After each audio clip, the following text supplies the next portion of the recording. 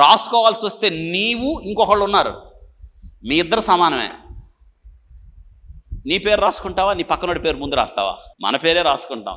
ఏదైనా మన పేరు తర్వాతే. ఒకళ్ళు వచ్చారు నా దగ్గరికి, అయ్యా ఏం లేదు, నువ్వు ఆదుకోవాలంటే ఏంటన్నా, ఈరోజు నువ్వు వాకింగ్ చేయడానికి రావాలి అన్నారు. నేనా ఇప్పుడా? లేదయ్యా రావాల్సిందే. ఎందుకని అన్నా నేను, ఇంత అకస్మాత్తుగా ఏంటి? ఎందుకు అంటే పాంప్లెట్ చూపించారు. ఏమైందన్నా, పొరపాటున ప్రింటింగ్ వాడు ఒకటో పేరు రెండో పేరు కిందకి వేశాడు.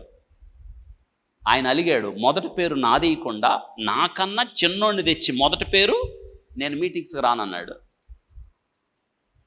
సిగ్గులేని జనం, దేవుని పేరు పెట్టి దేవునికి అవమానాన్ని తీసుకొస్తున్న జనం. వాక్యం చెప్పేవాళ్ళండి, సిగ్గులేదు ఆయనకి. ఎక్కడుంటే ఏంటి, చివరుంటే ఏంటి, అసలు పేరేయాల్సిన అవసరం ఏముంది? అవకాశం వచ్చింది వాక్యం చెప్పడానికి, వెళ్ళి ప్రకటించాలి. రెండో పేరు వేస్తే మూడో పేరు వేస్తే అసలు అయిపోతే ఏంటి? వాళ్ళు దుఃఖపడుతున్నారు. గ్రామం తెలుసుకుంటే ప్రింటింగ్ చూసుకోవాలి. వీళ్ళు కూడా ఆయన తిన్నగా చెప్పాడంటే, చెప్పేవాడు ముందు చెప్పిన పోయేది.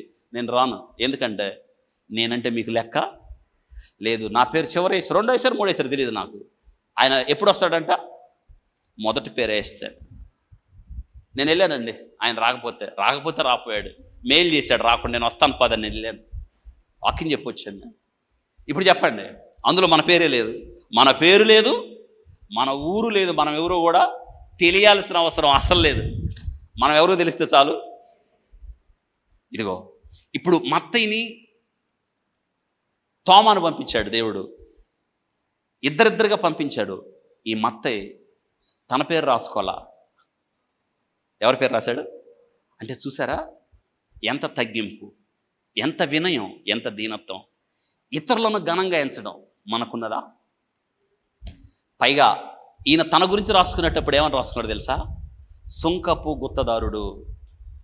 అది విలువలేని ఉద్యోగం, పాపిగా లెక్కించబడే ఉద్యోగం, దేశద్రోహిగా లెక్కించే ఉద్యోగం. తన గురించి నన్ను రాసుకునేటప్పుడు తను ఎవరో చెప్తున్నాడు, నేను పాపిని ఒకనప్పుడు. మనం రాసుకుంటామట,